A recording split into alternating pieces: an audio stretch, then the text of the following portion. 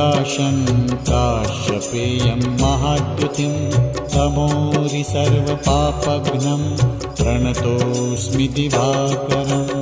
ॐ ह्रां ह्रीं ह्रौं स्वः सूर्याय नमः।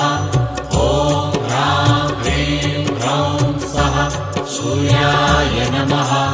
जपाकुसुमसङ्काशं काश्यपेयं महाद्युतिं तमोरि सर्वपापघ्नं प्रणतोऽस्मि दिवाकरम्।